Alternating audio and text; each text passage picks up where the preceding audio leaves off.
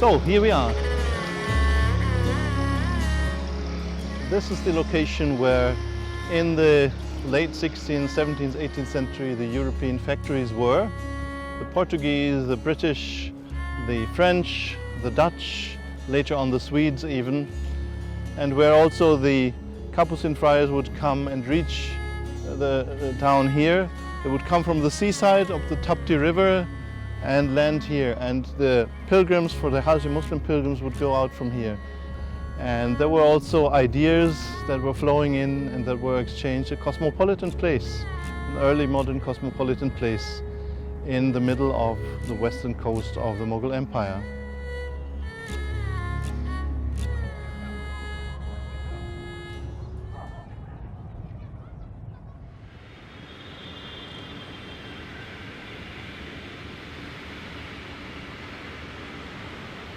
Surat.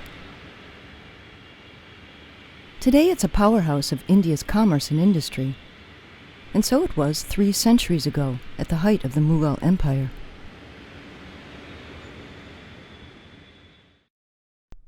In the years before colonization, Surat was the commercial hub of the Mughals, doing business with many countries around the world. It was a vortex of goods, ideas, cultures, and languages. Into that cultural maelstrom came 2 very different Europeans. One, a French Capuchin friar, François-Marie de Tours. The other, a merchant from the Dutch East India Company, Johan Joshua Ketelaar. They had very different purposes for coming to India. But during their years in Surat, each of them created his own detailed description of the widely spoken language we call Hindustani. Today, a small group of scholars have been researching the linguistic legacies of both de Tours and Ketelaar, and their possible motives and methods. This is their story.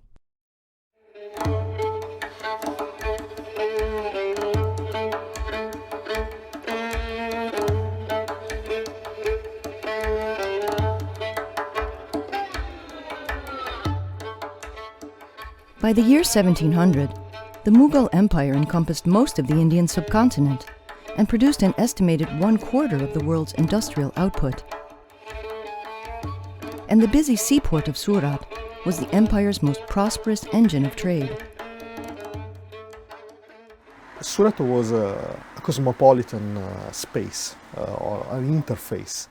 A place where people of different nationalities, European and all sort of Asian populations would enter in contact. Truly different civilizations and religions and ways of thinking were actually meeting. And many European companies, East India companies, were actually settled in Surat with the consent, by grace of the Mughal emperor, and they could trade there and interface Europe and India and even other parts of Asia. Yeah, it was until the last decades of the 18th century, it was the largest port of India, of Mughal India. So there were scores of local traders, merchants, Indian merchants, Muslim, Hindu, Jains, Parsis. And then there were, of course, the Western companies like the Dutch, the British, the French. They purchased a lot of cotton stuff there, especially in the 18th century. You had a calico craze in Europe. Everyone was interested in Indian cotton cloth. So they bought millions and millions of cotton stuff. Also indigo, that's important for bleaching and coloring woolen stuff. But also they sold a lot of spices there from the Indonesian archipelago and Japanese copper. Tons and tons and tons of Japanese copper.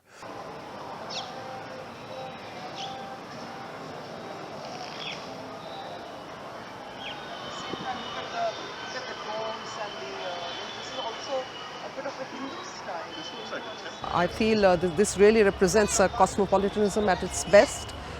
Different cultures, European and within European cultures, English, Dutch, also the Armenian culture, and of course on the soil of India, the soil of Gujarat. You have the different Islamic, styles, Islamic culture, Islamic commercial systems, as well as the other indigenous systems of Hindu merchants. So it was a very prosperous city. There was a lot of money here, and merchants who came from outside from outside, not only from European countries, but also from Africa and from Arabic countries. Yes, Arabic countries, many of them from Arabia. There were very well-known merchants here. So all of them lived and worked together. There was a great inflow of silver and copper and also gold into Surat. And Surat was really sort of the treasure house of the Mughals. It was a premier port, it was a treasure house. It was the hub of the Indian Ocean trade. Of course, trade means contact between different peoples. In a land with literally hundreds of spoken languages, one had to emerge as the language of contact. That language was Hindustani.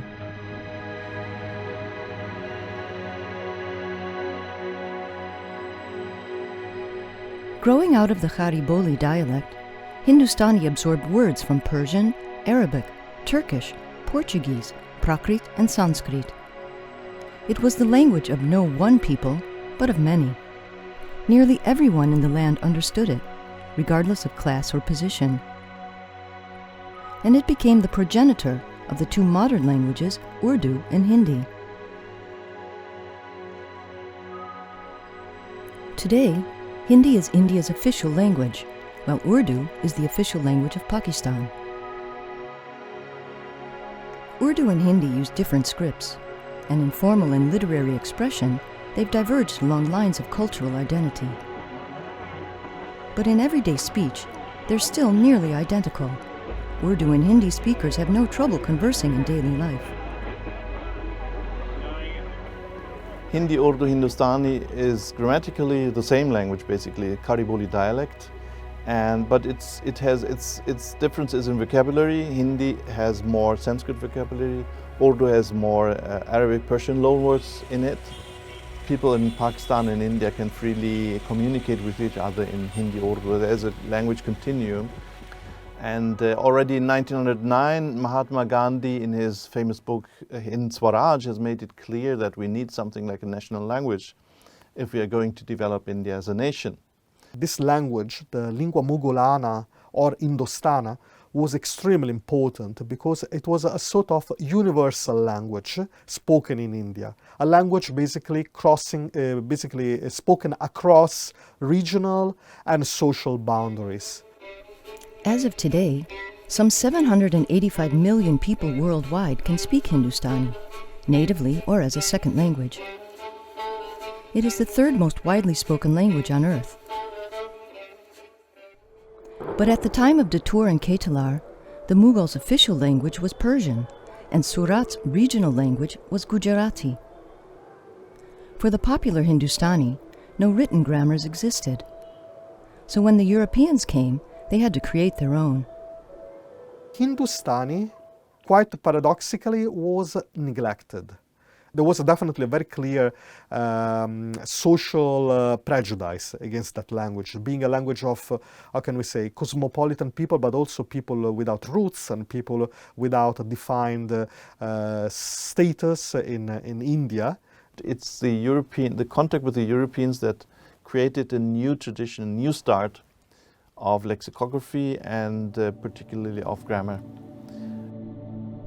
And so it happened that these two foreigners learned the popular language, and working independently of each other, described it in their own unique manuscripts. I spent the last 8 years studying the first grammar of Hindustani that was written by a merchant from the Dutch East India Company, Johan Joshua Ketalar. But interestingly, almost around the same time, just a few years later, another grammar and dictionary was written by François-Marie Detour. I think it's fascinating that they both lived in the same time, in the same city.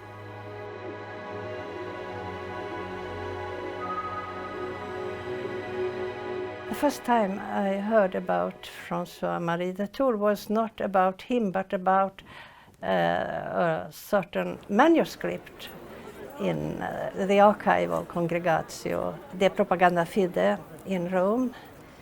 So I was retired. I had planned to go to Rome, so I went there and found there François Marie. I was quite happy because it was so nice, it was beautiful, the whole manuscript and the whole idea about it. It was really something interesting to work on. So I brought back all this knowledge to Uppsala. Då utvecklade vi projektet och jag tycker om det. Somehow Gunilla developed an interest in a certain author which she by chance found in the Vatican archive, and I also got fascinated when she started to report to me about it, and so we both kind of were drawn into it somehow. Who was François Marie? We know he came from Tours in France. Beyond that, his origins are a mystery. Of his family, his early life and education, we have no record. Most of the monastic records of France were destroyed during the French Revolution. So in the first place, we don't know his real baptismal name, his given name, in the sense that he, being a Capuchin friar, he took a religious name by entering in the religious order. So basically we don't know what was his family. So we don't know very much about François Marie until he appears in India. De Tours joined the Capuchin order in Italy. They posted him on a mission to Surat, probably traveling over land rather than by sea.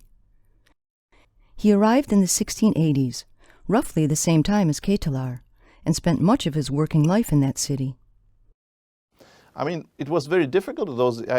He didn't have a dictionary or a grammar or anything, so he just went there and had to talk to people in order to learn the language that they spoke, and that's what he did. One option would have been Gujarati, and for, let's say, for the educated in society, Persian, but he went for Hindustani. That is interesting. It was not Persian, it was not Gujarati, but Hindustani. And he felt this is the language of the people, that is the language understood all over, and he went to the depth of the language. So it was not just for pragmatical reasons, I believe. I get a sense of this when I go through his vocabulary, that he had a kind of, on a deep level, he had an interest in intercultural communication. It is a great endeavor to make this, and it calls for a lot of knowledge and linguistic interest. It has such a conscious structure which shows that he reflected on the language. And then the semantics, the words in the dictionary pictures a whole cultural world, I would say. There are so many points of linguistic interest in this one. The 4-column format of de Tours' dictionary suggests he intended it for publication in print. It also reveals something of the way he thought. First comes the Latin word, then he gives the Hindustani in Devanagari script, followed by the French equivalent, and then the pronunciation, using his own unique diacritical system. As a cosmopolitan language, Hindustani has a lot of loan words. The Sanskrit glosses demonstrate a certain leaning toward Hindu tradition, while the Persian and Arabic loanwords are often associated with Islam. For example, in the entry for Deus, or God, de Tours gives us two options, Parameshvar, meaning the highest God in Hindu theology, as well as Huda from the Persian. And I think the selection of vocabulary, you see how François Marie is fighting. Sometimes he strikes out something in the manuscript and he goes for another word. He is not sure whether to use a Sanskrit word or the loan word from Arabic Persian. I find he's quite flexible. He just looks for the best expression. It's much more profound than Ketela, who wrote his grammar in this word list at the same time, almost the same time like him. But both had this kind of interest. They could have just stayed there. There was no necessity to go that deep into the language. Ketela had somehow the same kind of interest. François-Marie de Tours produced a very academic work. Ketelaar produced a very practical work. So they are very different, but we have to remember that they were totally different people with different aims. That's why I focused on Ketelaar. His grammar is much more accessible, it's shorter, it's simpler. His word lists are also much more diverse and interesting. And there was so much information that I could get, kind of hidden information that I could get in there.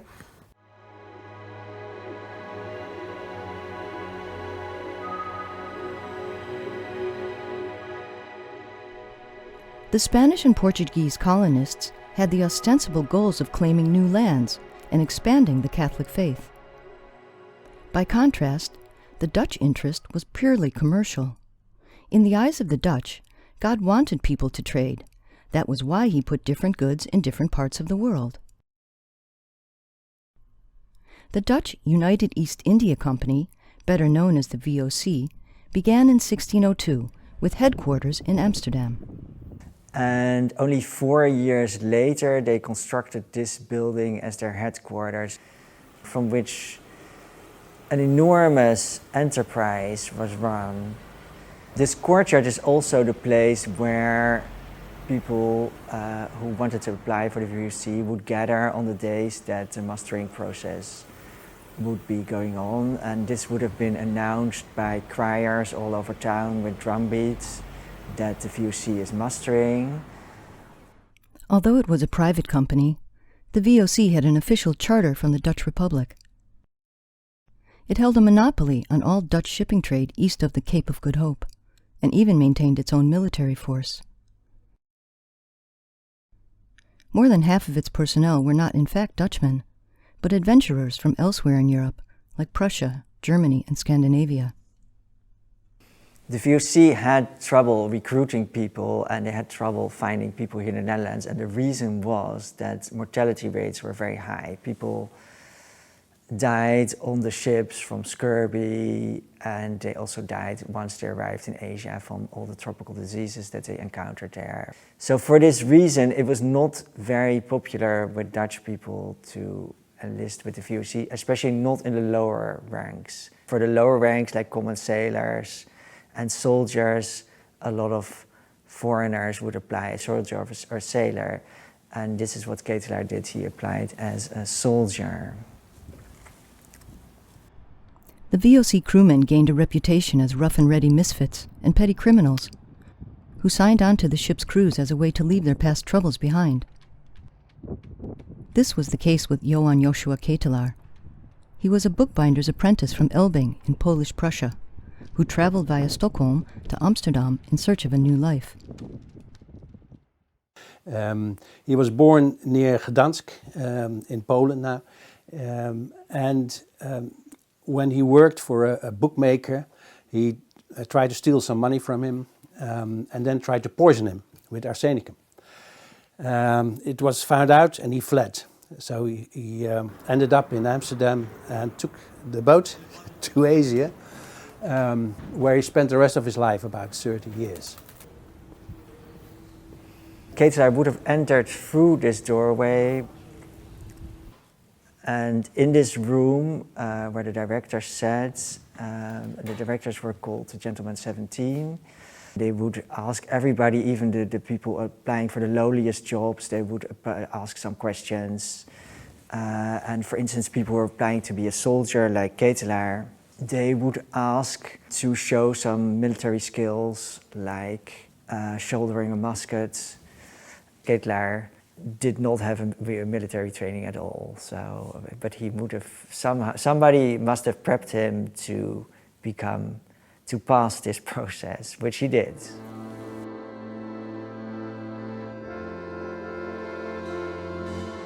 With Ketelaar aboard, the Wapen van Alkmaar set sail in May 1682.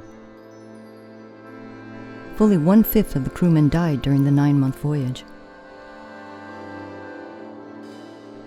At last, the ship docked at Batavia in Java in February 1683. From there, the company sent Ketelaar off to Surat to work as a clerk. It was there that he began to build his career, and there he began his study of the language of the Mughal merchants. Surat was the first place that Ketelaar saw in India. He also worked in other cities in India, but Surat was obviously the place that made the biggest impression of him, and we see it in his work. I remember when I first studied the list of months in Ketelaar, I couldn't understand why the equivalent of January was Diwali Kartak, which is normally Diwali is the festival of lights that's usually sometime in October. And when I discovered that the reason is very simple, this holiday is the first month in Gujarat, because India has many New Years and different calendars. So obviously, the place where the grammar and the dictionary was written is quite important to understand Ketelaar's work.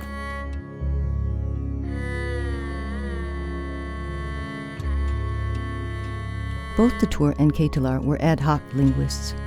Their primary occupations were religious and mercantile, respectively. Whether they ever encountered each other, we can't be sure. There was quite a sizable expat community in Gujarat, also in Surat. I would say, give an estimate, in early 18th century, a few hundred Westerners.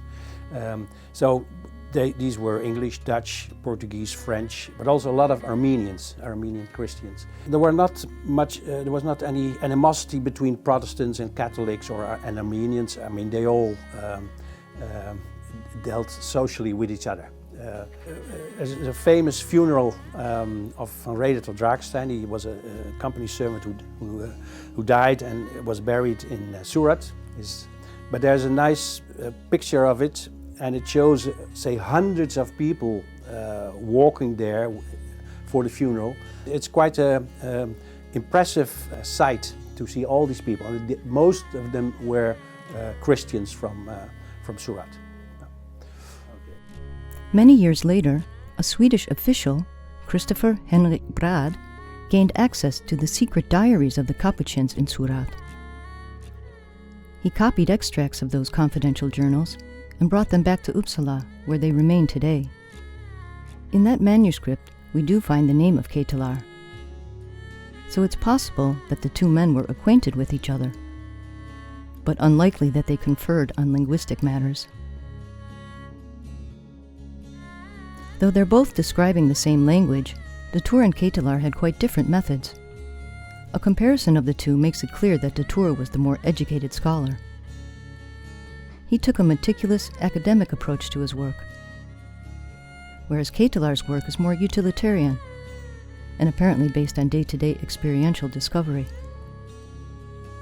We see this in Ketelaar's catalogue of standards, weights, and measures used in Surat, and in his list of names of dignitaries of the Mughal court. And I also think they must have had different informants. So this is the part that interests me most. Studying Ketelaar, I started to imagine at least who were the people giving him this information. And I think that would be a very interesting result if we could figure out more about the informants for the two people and the social context that the two grammars were written. If we could compare the Dutch social life in commercial activities and social life in Surat with those of Catholic missionary, who like François-Marie Dutour, that could be very interesting to understand the language they presented in their works, and to see whether this was still the same language they were talking about. Are there any differences? Did they have different informants by any chance? Did they present different concepts with different words? There is reason to believe that Ketelaar's informants were predominantly Muslim.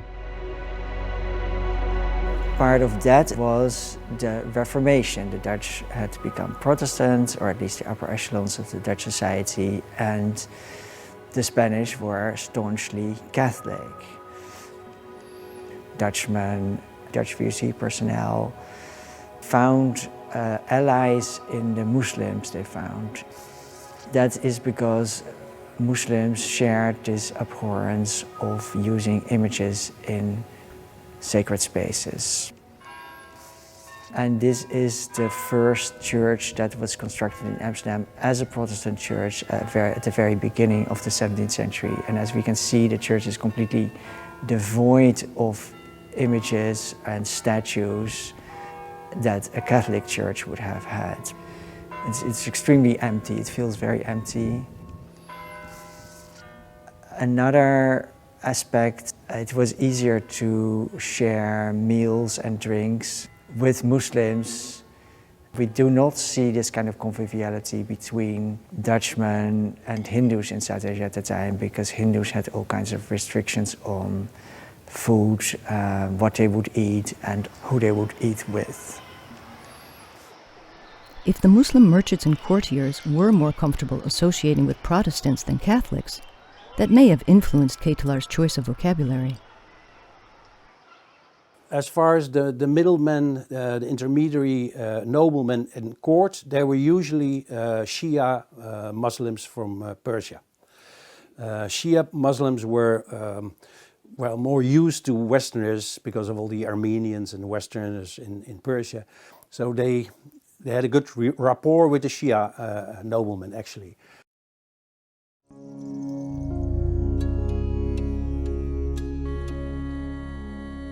Wherever different civilizations meet, they create spaces for cultural interaction as well as commercial.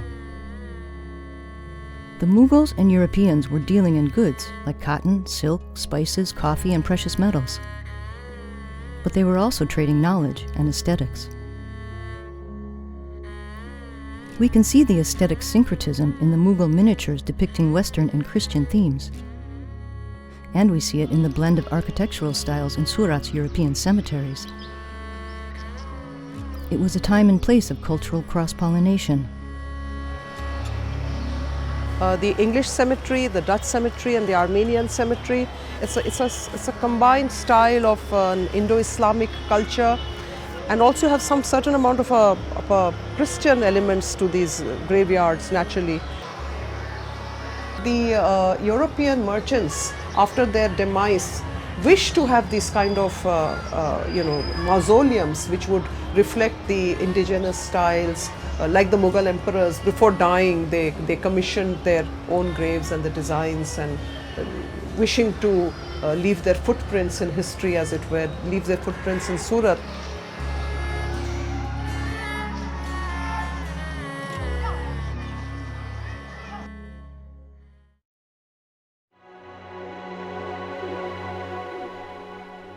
Ketelaar studied both Hindustani and Persian, which was the language of the Mughal court.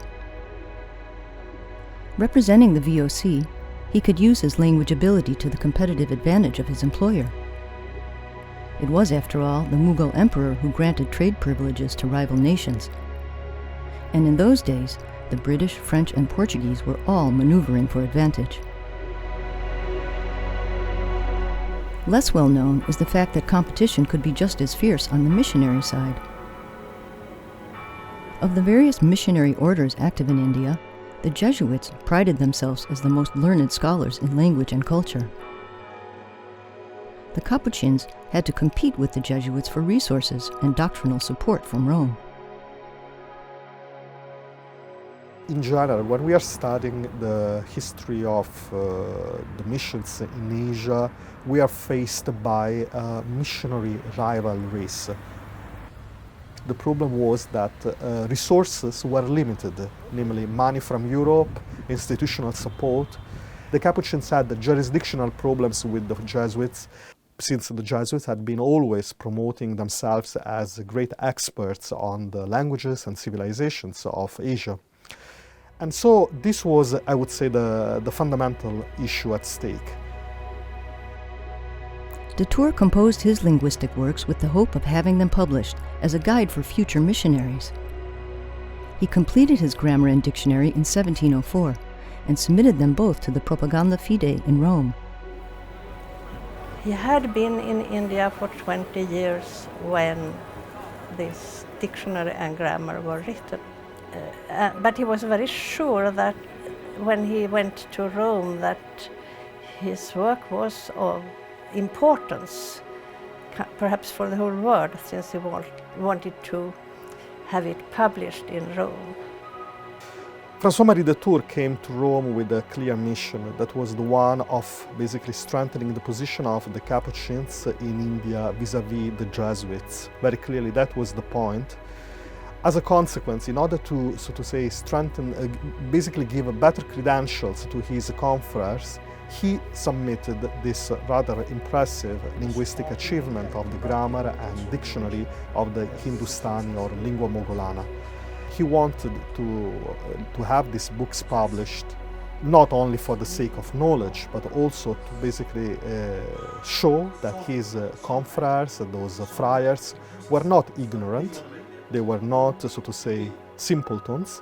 They were actually major achievers in, so to say, in a learned approach to evangelization in India. If propaganda accepted the offer by François-Marie of publishing this dictionary and grammar, clearly I would say that the position of the Capuchins would have been strengthened. That never happened. For his decades of meticulous work, François-Marie de Tours got shelved. His work on Hindustani was not published by the Propaganda Fide. They may have judged him too prideful, too lax in missionary zeal, or just too interested in languages.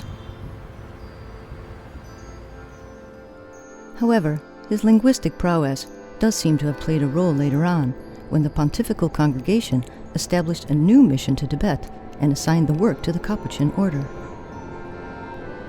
They chose François-Marie to join that mission. Nearing the end of his life, he traveled to Tibet and dutifully began work on a Tibetan grammar. Meanwhile, Johann Joshua Ketelaar continued to flourish in his career with the East India Company. Fortunately, once Ketelaar was in India, he swiftly rose in the ranks, and then we know quite a lot about his activities. He became the Dutch envoy to the Grand Mughal. Then he went also with a couple of missions to the Shah of Persia. So from a simple bookbinder apprentice in Poland, he became a very prominent figure in the Dutch East India Company at the time. He had an enormous network. He knew everyone in India, all these noblemen. He knew person to person. He learned the languages.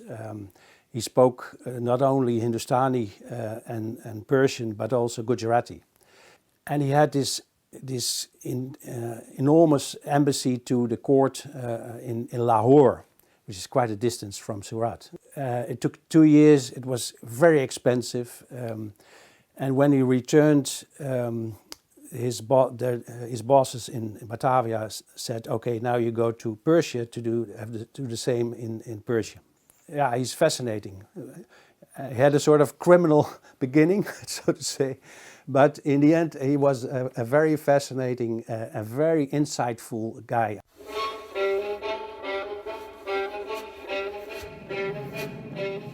The clues to what the Hindustani language was like 3 centuries ago, before British colonization, are often found not in India, but scattered in archives across Europe. Once forgotten, then rediscovered by curious scholars. In the case of the merchant Ketelaar, there are 3 known copies of his grammar, one in Paris, one in Den Haag, and one in Utrecht. The Utrecht manuscript was a challenge to identify. I know that the original was made in Agra, supposedly. Long ago, for reasons unknown, someone blotted out the author's name with ink. To resolve the mystery, Anna Pitlovana brought the manuscript to the Dutch National Archives. Their multispectral camera system could distinguish between the reflective properties of different inks. It's there! Johann Joshua Ketelaar. Ultimately revealing the name below the blot. For the first time, it was clear this was the work of Ketelaar. I think the contribution of the Dutch to Asian linguistics is still not recognized. And partially the reason for it is that the Dutch never had a proper linguistic policy. The Dutch East India Company never really encouraged even his employees to produce any works. So sometimes we could even say that they were produced against the will of the directors of the company. And there was only a couple of cases where those works were published and recognized. But we know that they were creating a lot of different word lists and linguistic documents, but that are quite scattered at the moment. So they're still awaiting a proper evaluation. In the case of de Tour, the two main volumes of his work got separated by acts of history. His grammar ended up in Rome, but his dictionary was left in Paris, which only came to light when Professor Gren Eklund tracked it down.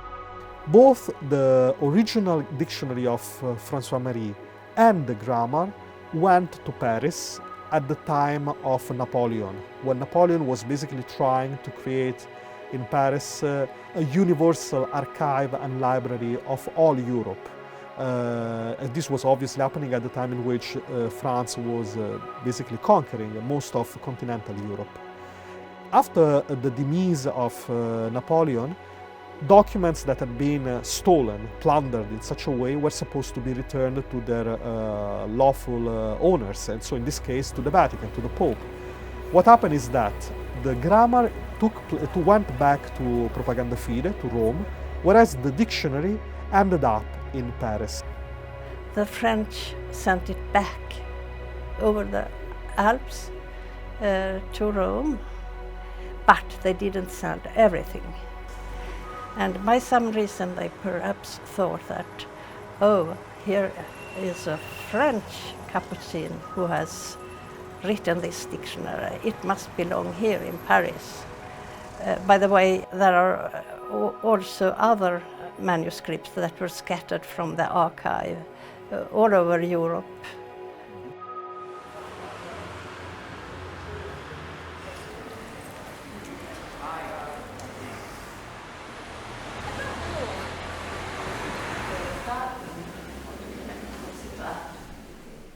Paolo Aragna found another fragment of de Tour's manuscript in the Augustinian Biblioteca Fabroniana in Pistoia, Italy.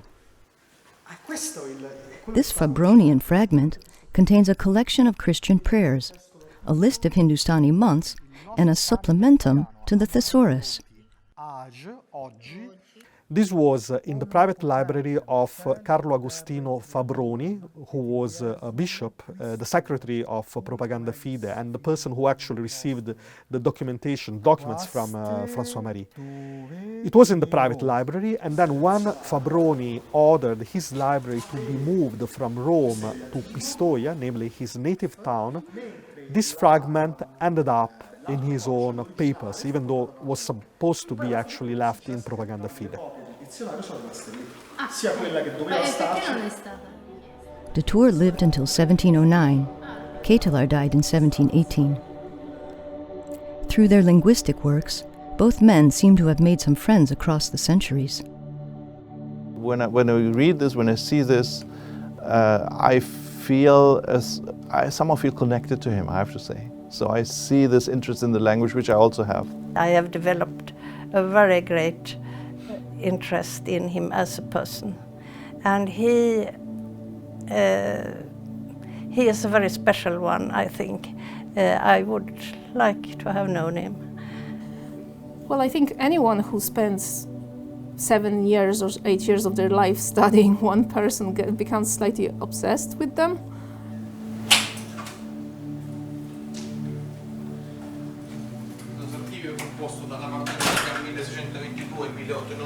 E qui dentro attualmente abbiamo sino al 1900. Si trova?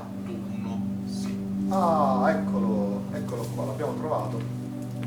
Here it is. Yeah. This is our book, and we're happy to have it in our hands. So we have to find now the Yeah, a lot of materials is in there. Over the millennia, much of humanity's acquired knowledge has been lost to calamities, both natural and man-made. And as we've seen, some of it just gets left in the wrong place and forgotten. Around the world, archivists and librarians are working to conserve rare books and manuscripts, by digitizing them and making editions available online. We are producing a webinary with a lot of collaborating partners in several parts of the world, including India and Pakistan.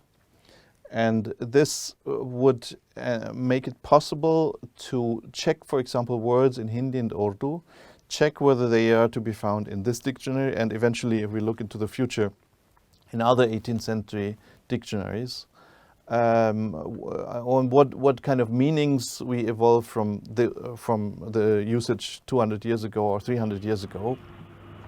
And it would give us a much more close view on the development of Hindi, Hindustani, Urdu from the 18th century onwards until today, beyond ideological cliches.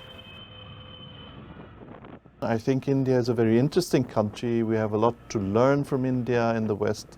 Particularly, I believe, this multicultural setup, a traditional multiculturalism in South Asia.